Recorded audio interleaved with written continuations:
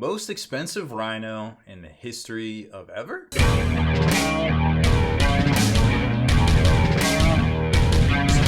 Spiky Bits.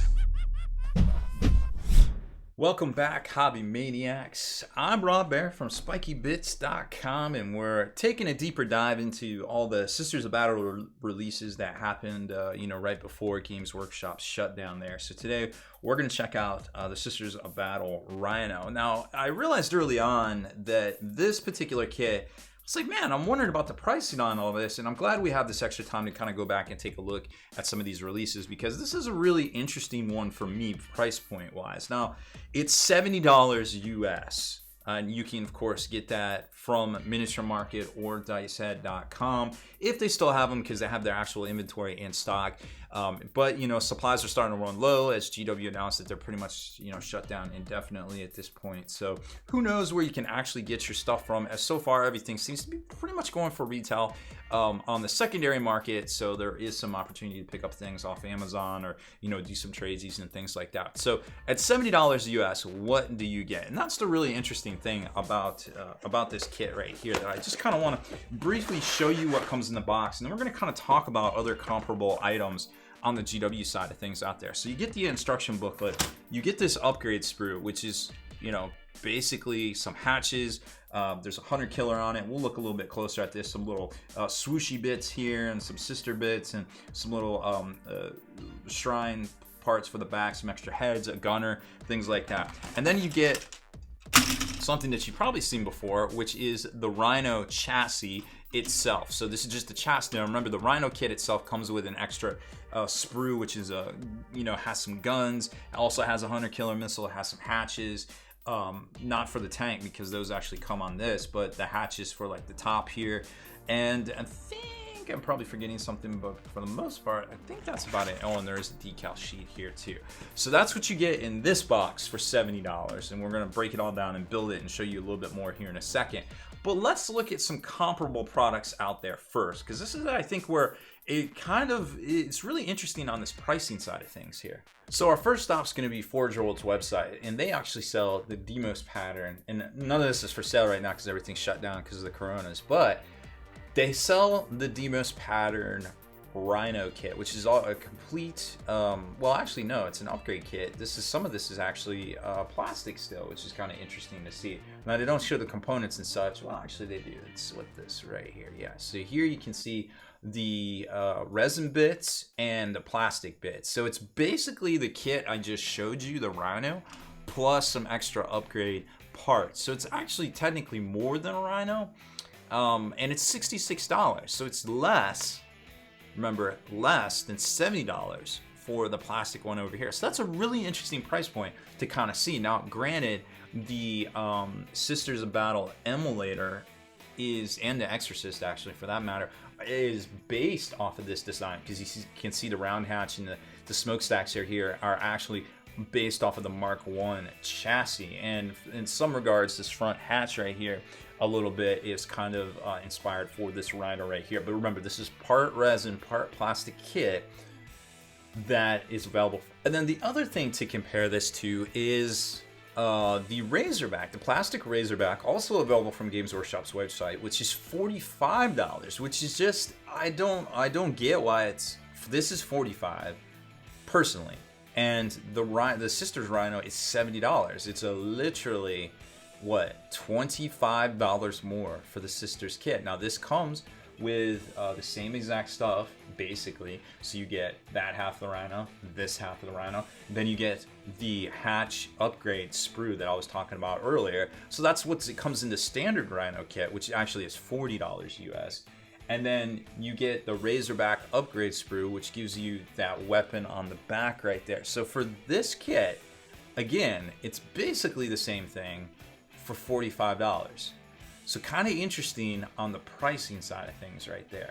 So now back to this kit here. Again, Rhino kit. We're not even going to talk about this, but one thing to note here, that this is still copyright 2006 when they redid the Rhino. I think they did this on the computer. They actually brought out the Rhino, I want to say 2002, it might have been 2001, but then they went ahead and redid the sprues when they came out with the Razorback kit, which came out a number of years later. So really the only new thing you're getting is this right here from this kit, but we're going to put that aside for right now and take a look at the build instructions for this. And those of you that have put Rhinos together in the past, you're not going to see anything different here. It's literally the same kit with the same sprues from 2006. This is what I built Rhinos for the past 15 or so years. The only thing that's different about this is that it does come with that Sisters gunner here, which is basically a sandwich of front back and a backpack right there. Sister Stormbolter bits, which you can assemble with the gunner, or closed right there with the little bits of the Stormbolter handle on it if you want. Hunter Killer missile over here, which you can mount on the side. Actually, no, they give you a mount for the turret right there, so that's kind of cool to see. And then you got specific smoke launchers as well. Little banner bits to go over the squared off section here, and little shrine bits and some swirly bits and different things to kind of make it your own. And here's the breakdown of all of that right here. So it's a lot of different parts to kind of put on there and really customize the way you want, which is cool. But I mean, in theory, all you're really getting are these blue parts here, that the hatches and things that really make it a air quotes kind of Sisters Rhino right there. So that's kind of where we're all at. Now, sprue wise, you can definitely see there's a lot going on with the sprue. It's your basic one single squad size sprue or two independent character size sprues, depending on well, actually it'd be 4 independent character size sprues, but some of the kits nowadays are coming with 2 of these, like we've seen in the past. So your big hatches right there, your Hunter Killer, your Gunner, the little swirly things right here. So you might want to, if you're going to put those on, you want to be super careful with what you use to actually attach that glue wise. I would recommend using this Tamiya thin cement right there, so you don't get a bunch of mess behind it and kind of mess up the definition of things, because there's a bunch of those. That might be the only thing I actually use that on, except for the halves of the Stormbolter and stuff for the Sisters Gunner, depending on how you want to assemble that. But I mean, all this detail work and everything is nice and crisp, but this is literally the only parts you get new in this kit from 2020. So here's how it looks after you get the extra parts on there. So this is actually a Rhino that I've had for a number of years. Actually, probably predates our videos here on YouTube. This was something that you may remember, the conversion I did a while ago, where it had a Rhino, actually has a Rhino driver in there based on the Rhino or the Predator artwork, where there's a little Hunter Killer missile. So I actually made it a little control panel and such for the guy to go in there. I used this on a bunch of videos, so I figured, what the hey, we just got some of the pieces off here, which you can tell is definitely a different colored plastic, because this is a little bit older plastic right here, from, like I said, around the 2000 aughts going into the 2000 teens. But overall, everything slots right in. It's literally the same Rhino kit right there. These hatches, you can definitely tell they're doing a lot more on the computers, obviously, these days, because the hatches have pretty much very little tolerance. They literally, I have not glued this in here at all, and you can see how they stick in. Now, both of the hatches have the same front and back, which is really interesting, because depending on how you want to do it, you can put this back. This is technically the back, which would look fine if you wanted to put that in there, but this being the back, actually looks like when you flip the turret or the ramp there, the hatch here down, if you really wanted to, it would almost look like they were kind of rolling out of it. But these literally stick in there with no glue, nothing whatsoever. So you can place them in, you can prime them, and then you can kind of paint them up separately. The front hatch doesn't stick on as well as I would like, but not everybody's going to be converting up the driver right there, so I feel like that's not even an issue.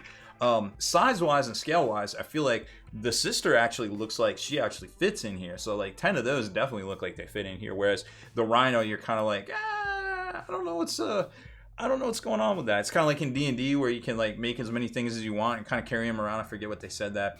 It's like a very specific term. I'm not as much as a D&Dologist as I would like to say I am, but you kind of know what I mean right there. Like in a Transformers, where one Transformer transforms and all his buddies can like jump inside of him and they fly away.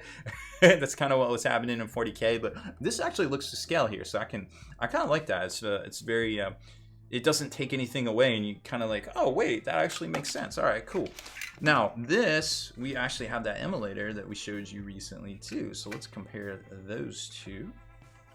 So here's the emulator, and like I said, the front hatches are pretty much the same, although the emulator itself is a little bit more ornate with it. All right, well that hatch is just, that lady's just staying down there. But then when you turn it to the side, you can see more of the Deimos Mark I Rhino styling right here with the round hatch and this kind of exposed exhaust with the brazers on top. And then over here, you just kind of got your regular old new and improved, no, very Spartan-ish Rhino right there. I didn't put any of the swirlies or any of the extra bits on there. So it does take away from it a little bit when you compare it to something like this. But size-wise and detail-wise, if you put all those bits on there, I don't think it's going to take anything away. And it definitely beats buying one of these, because even if you get an emulator, or say you get an Exorcist or something like that, there's no option to just have it as an air quotes Rhino. So you'd have to do a little bit of converting somehow to kind of do all that, because this is engineered to be the Deimos pattern from the ground up, which definitely means that maybe we'll see a Deimos pattern Rhino in plastic here at some point if they start to kind of refocus on heresy, which we definitely like to see maybe in the near future. But that is not now. Now is this, and it's Sisters, and it's ornate, and we're pretty much out of Sisters content at this point, I hope. So just to give you an idea of how all this looks, we went back and took a kind of a deeper dive into it all. So let us know what you think about the price point, about the design, you know, your memories of the Rhino, or even the Mark, you know, the Land Raider, which technically is 20 years old, I believe, this year, as a matter of fact. So that's really interesting. Land Raider, the current plastic Land Raider, was a big deal when they did that, and of course they upgraded it with the Crusader and the flamethrower variants. I guess about 2005, 2006, which was also pretty neat too, when they did all that. So that is it for this one. Thanks for hanging in there with us. Hopefully everybody's keeping safe and getting that hobby backlog knocked out so we can buy even more to add to our piles of shame when this is all over. That is it for this one. Thank you very much for watching. Make sure you hit up Miniature Market, dicehead.com, your local retailers. Do what you can if you have a little bit to still help with these days, because we're going to get through all of this together as a whole in the hobby.